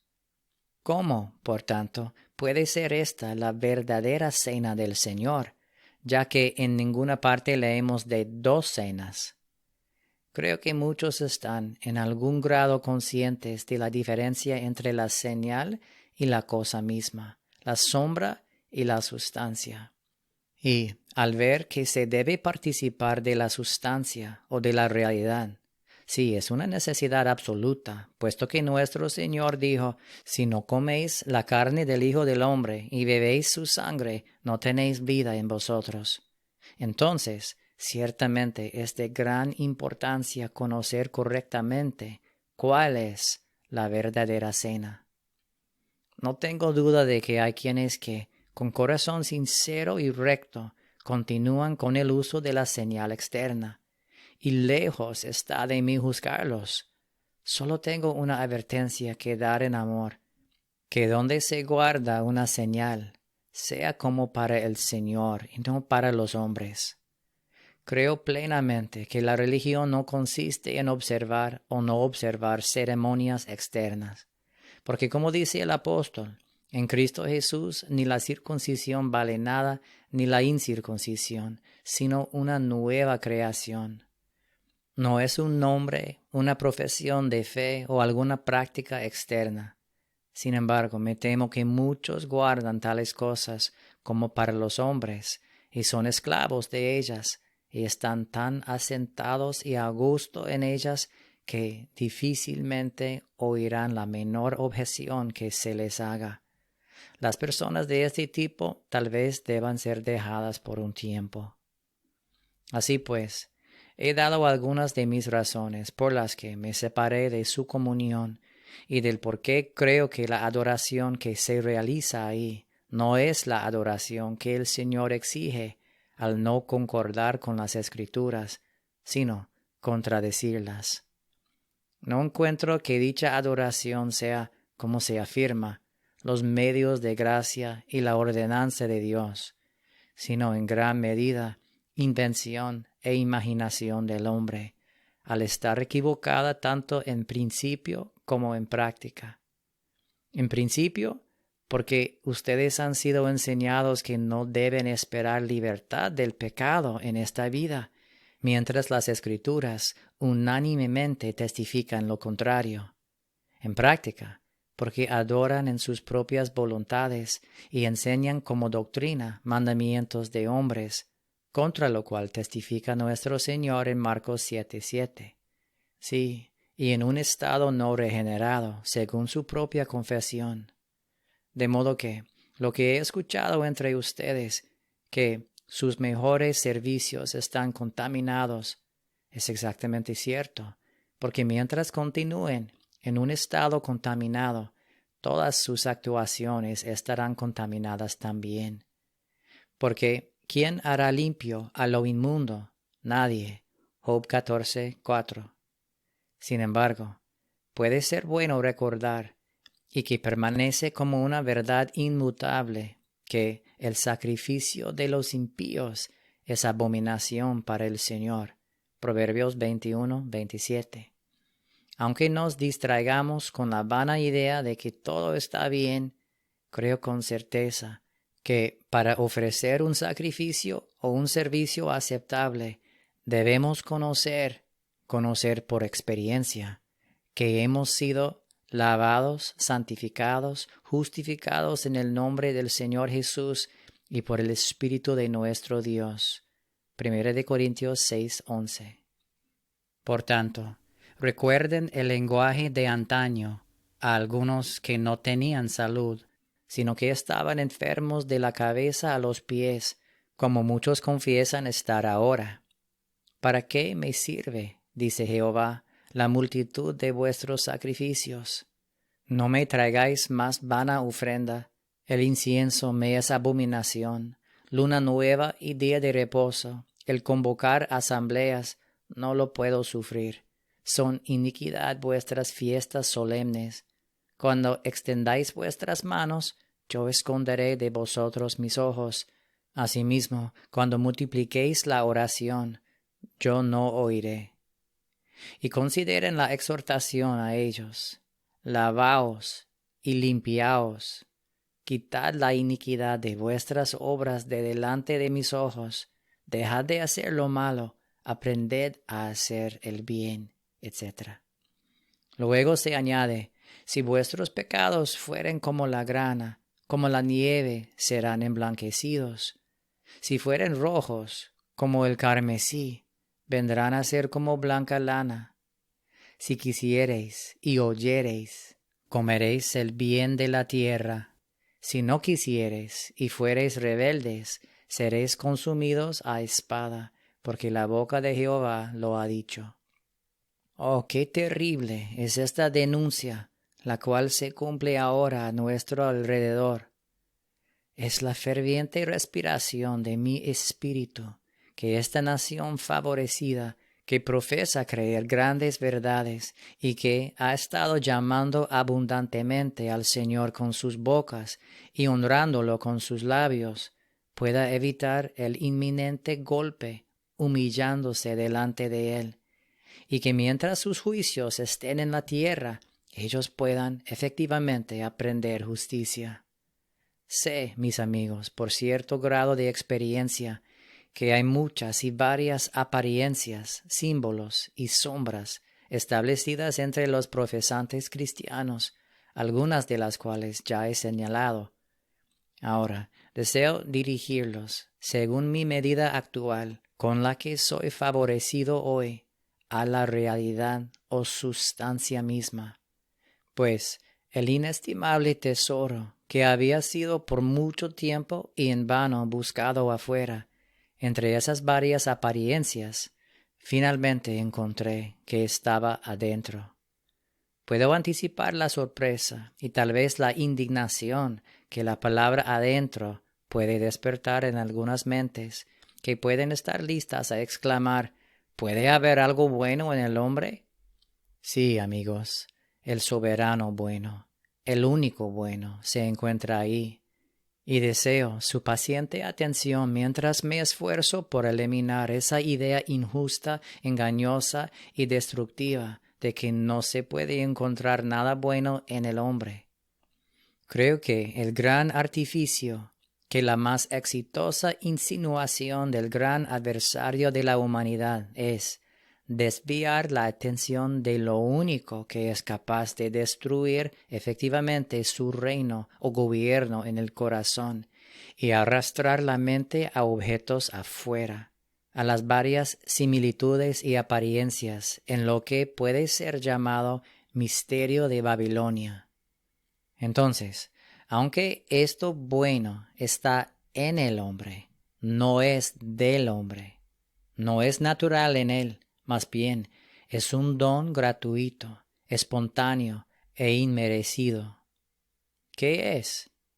Con reverencia se ha dicho, es Dios mismo, dado al alma del hombre, una verdad de suma importancia que todo individuo debe conocer por experiencia. Y de hecho, de esta verdad se testifica abundantemente en los escritos sagrados como la base, sustancia y fundamento de la religión real. Las palabras que testifican de esta verdad son repetidamente expresadas por todos los profesantes del cristianismo, aunque la verdad de esta, la realidad de esta, parece muy poco conocida. ¿Acaso no leen con frecuencia: habitaré y andaré entre ellos, y seré su Dios, y ellos serán mi pueblo? El que me ama, dijo nuestro Señor, mi palabra guardará, y mi Padre le amará, y vendremos a él y haremos morada con él. El Consolador, el Espíritu de verdad, que procede del Padre, dijo: mora con vosotros y estará en vosotros. ¿O no os conocéis a vosotros mismos que Jesucristo está en vosotros, a menos que estéis reprobados? 2 Corintios 13:5. ¿O ignoráis que vuestro cuerpo es templo del Espíritu Santo? 1 Corintios 6:19. Yo podría multiplicar las citas de las Escrituras para probar esta gran e importante verdad, pero estoy consciente de que a los que me dirijo están bien familiarizados con las palabras. Ustedes lean con frecuencia Cristo en vosotros, la esperanza de gloria, bajo varias figuras y tipos. Pero ¿cuál es la razón por la que Él no es conocido ahí? Esta es una pregunta muy importante. Aunque las Escrituras declaran tan a menudo que Cristo está adentro, repito, ¿cuál es la razón por la que, a pesar de tanto hablar e imaginación sobre Él, muy pocos verdaderamente lo experimentan ahí?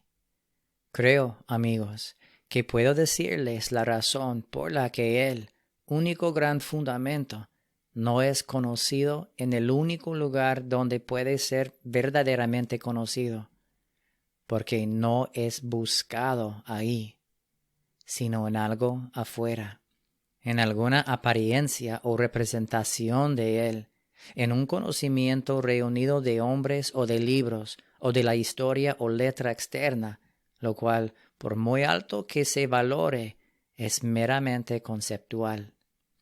El verdadero conocimiento es experimentado únicamente por medio de su aparición interna, su segunda aparición sin pecado para salvación, Hebreos 9:28, y la operación y efectos producidos por la misma. Porque cuando Él aparece en su templo, se sienta para afinar y limpiar la plata, porque limpiará a los hijos de Leví, los afinará como a oro y como a plata, y traerán a Jehová ofrenda en justicia. Malaquías 3:3. El reino de Dios, dijo nuestro Señor, no vendrá con observación. El hombre con toda su sabiduría es incapaz de comprenderlo. No dirán, helo aquí o helo ahí, porque he aquí, el reino de Dios dentro de vosotros está. El apóstol dijo, no digas en tu corazón, ¿quién subirá al cielo? Esto es para traer abajo a Cristo. O ¿quién descenderá al abismo? Esto es para hacer subir a Cristo de entre los muertos.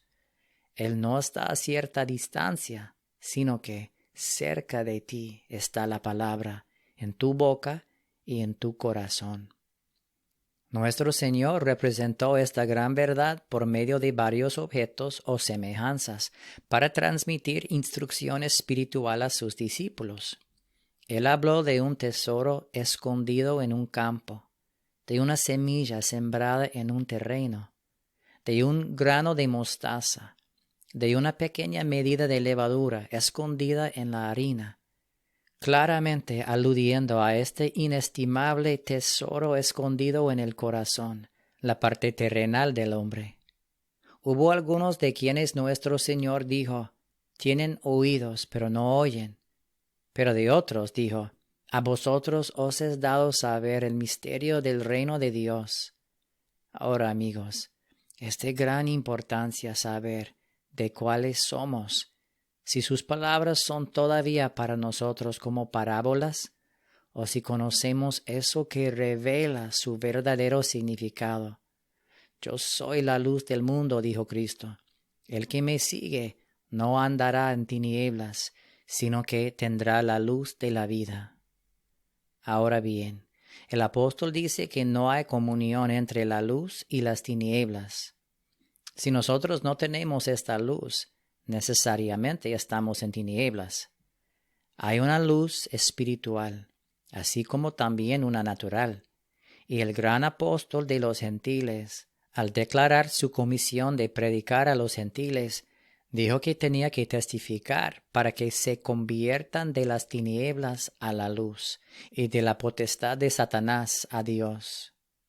Cuán importante es conocer esta luz, la única por la que podemos discernir entre lo bueno y lo malo.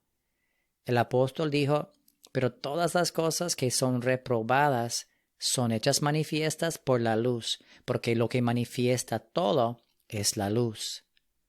Las Escrituras hablan abundantemente de esta luz, para que podamos conocer qué es.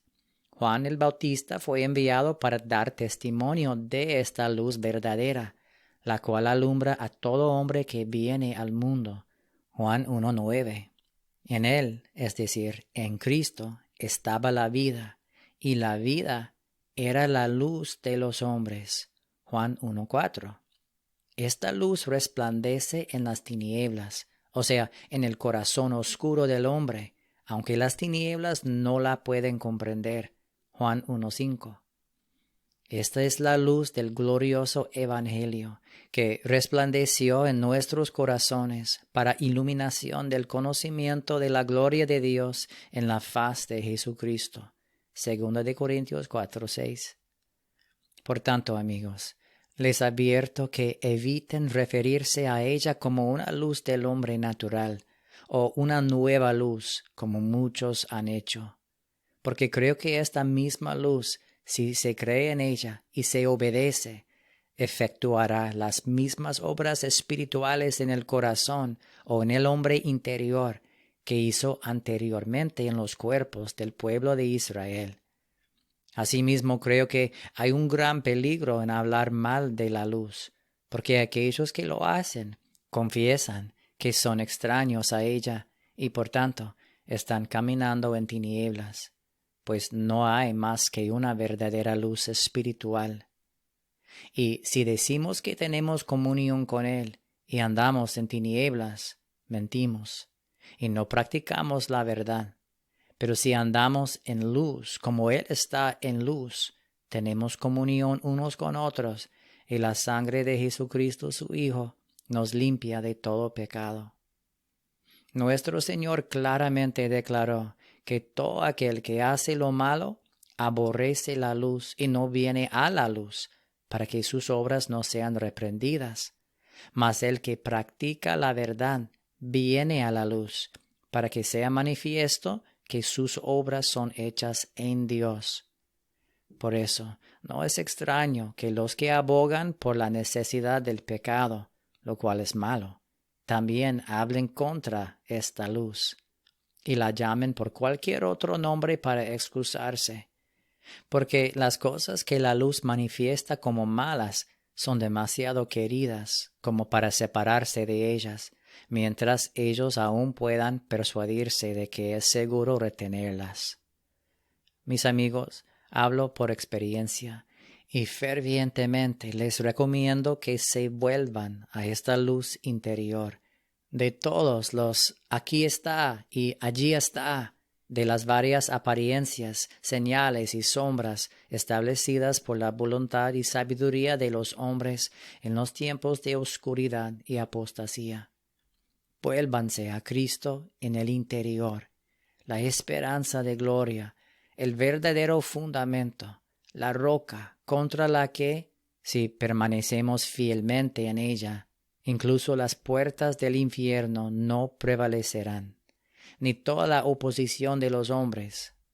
Creo que esto es la sustancia de toda sombra, la realidad de toda apariencia externa, la palabra que está cerca, en la boca y en el corazón, la verdadera unción, la cual es verdadera y no es mentira, y que enseña todas las cosas sin necesidad de la enseñanza de los hombres.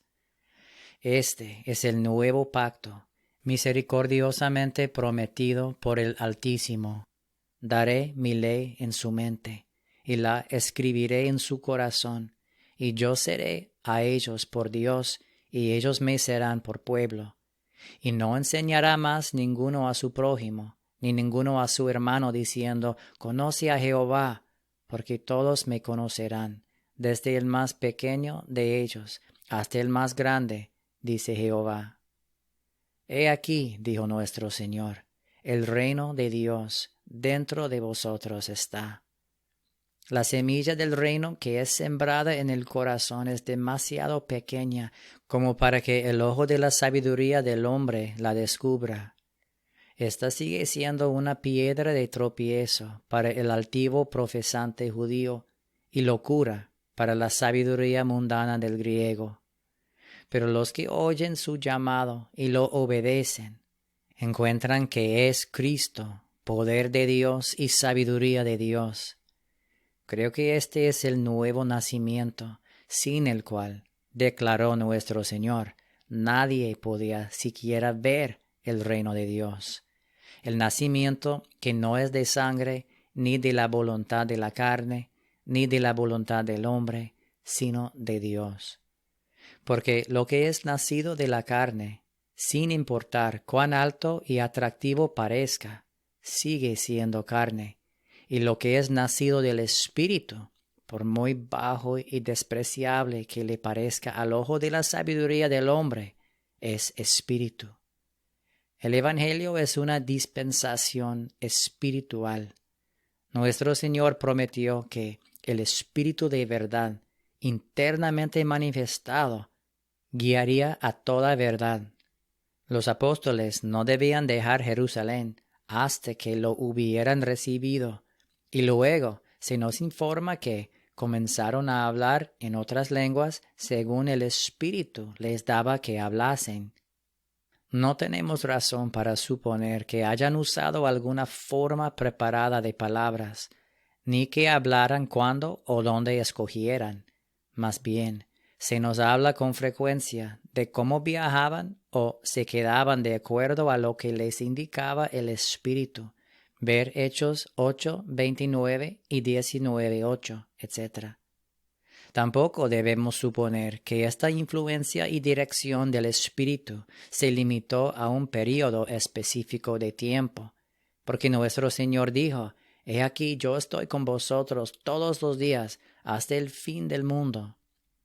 Qué desviación del ejemplo de ellos y del precepto es lamentablemente evidente entre la mayoría de los profesantes cristianos de hoy, porque éstos han inventado varias imágenes, formas y modos de adoración que pueden realizarse cuando les plazca, creyendo, evidentemente, que la influencia y asistencia del Espíritu son innecesarias, o al menos que ellos seguirán adelante, sea que Él ayude o no.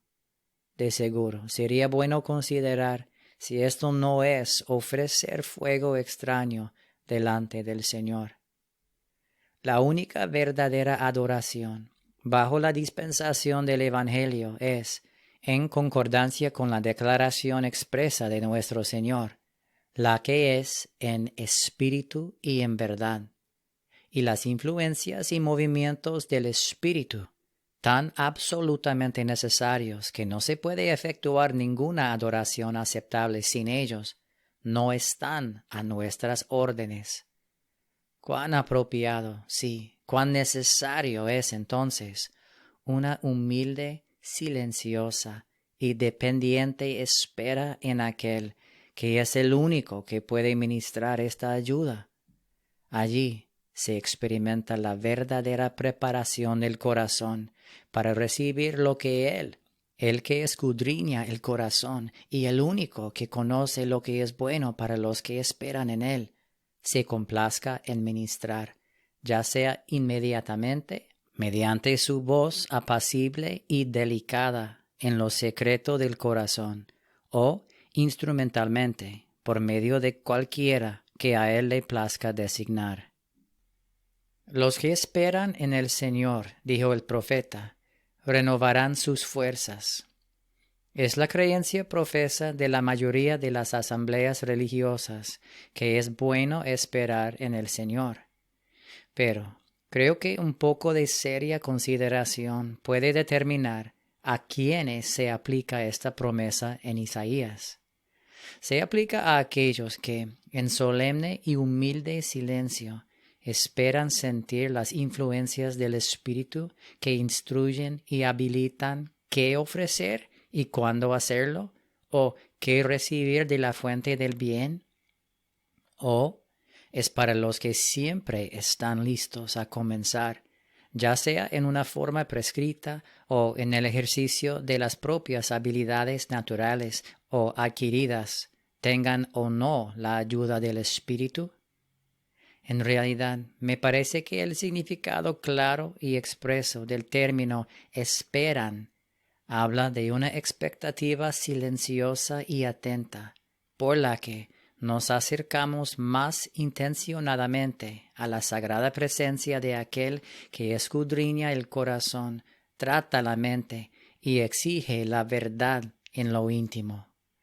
De seguro, él no puede ser engañado o entretenido con las expresiones más persuasivas o con el lenguaje más elocuente, porque Él ha condenado decididamente la práctica de acercarse a Él con la boca y de honrarlo con los labios, mientras el corazón está lejos de Él.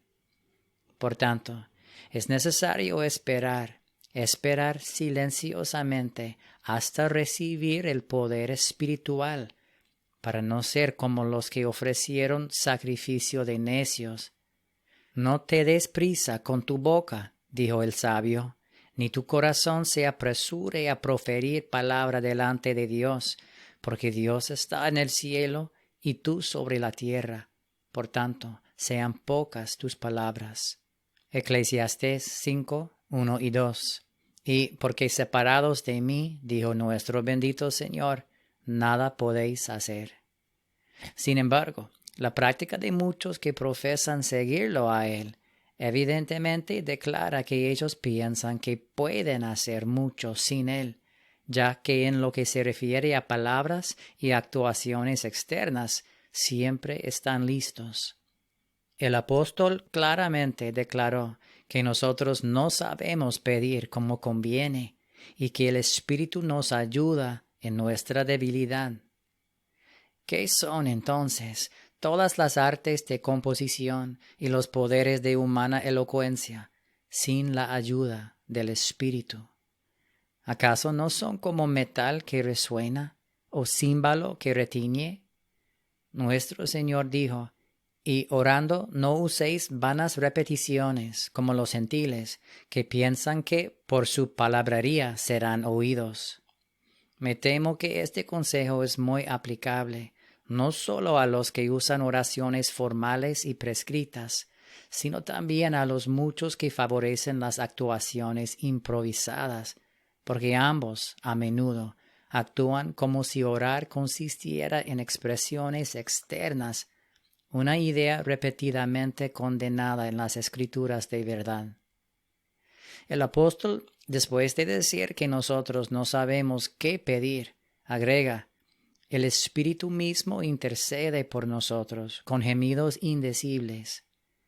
Cristo llamó hipócritas a los que oraban para ser vistos por los hombres, y ordenó a sus discípulos a orar en secreto al Padre que ve en lo secreto. El apóstol también recomienda orar en todo tiempo con toda oración y súplica en el Espíritu.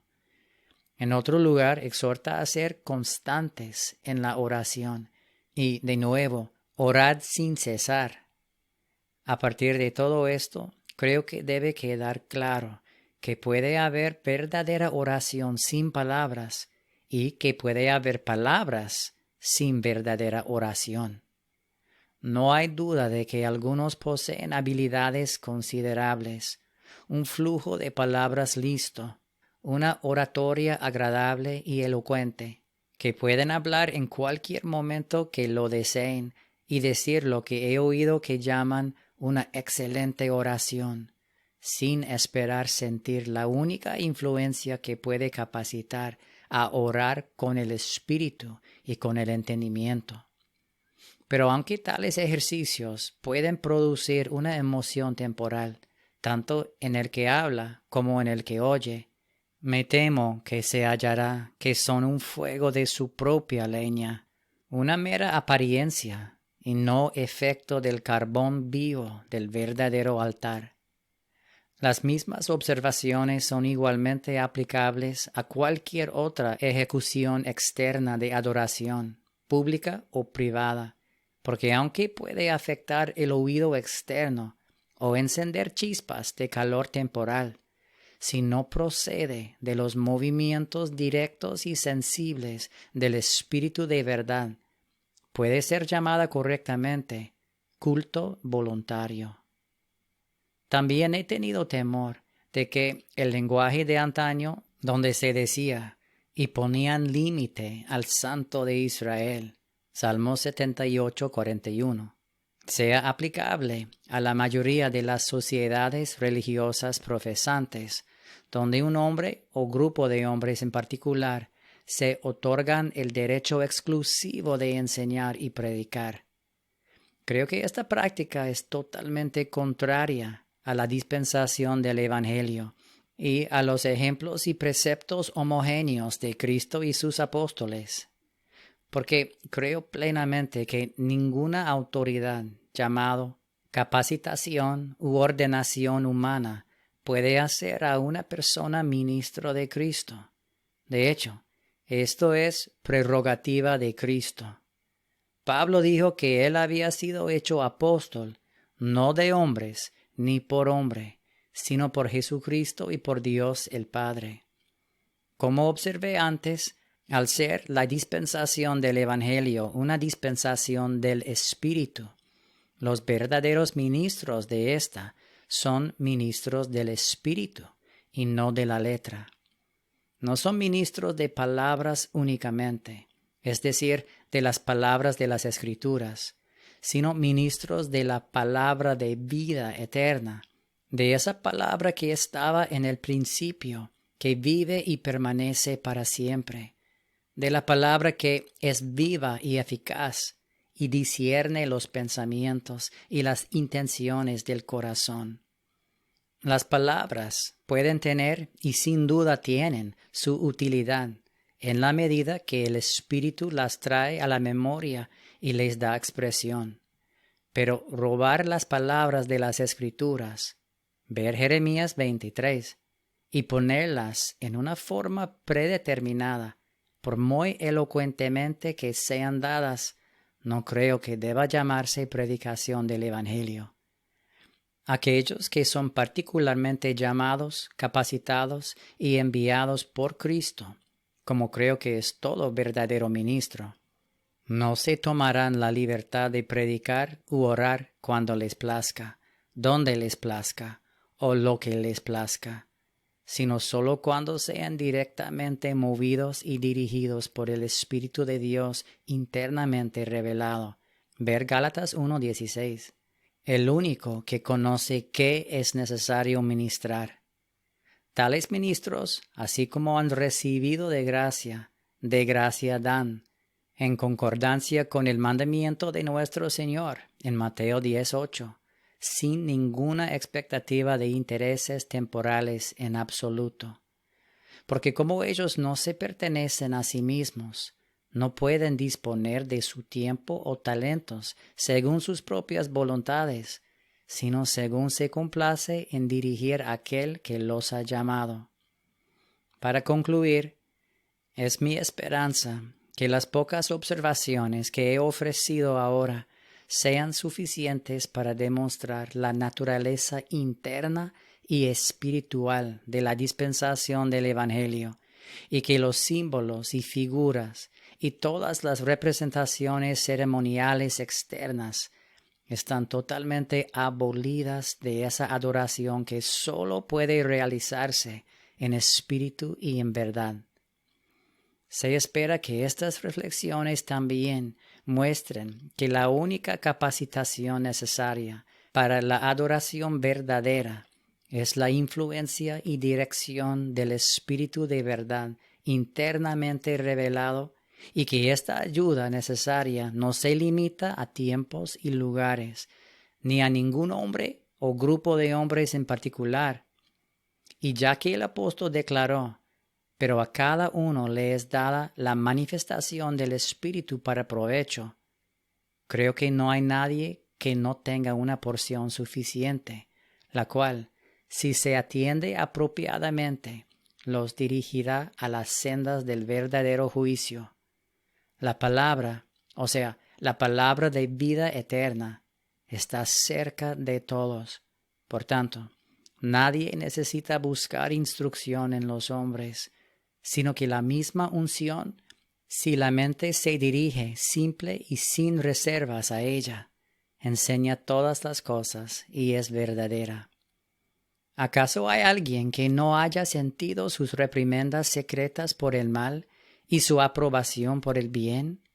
Y, teniendo agradecidamente un grado de experiencia de la ayuda que viene de este verdadero Maestro, sinceramente recomiendo que cada individuo le preste su atención cuidadosa, incansable y fiel. John Spalding, Reading, 30 del mes 7 de 1794.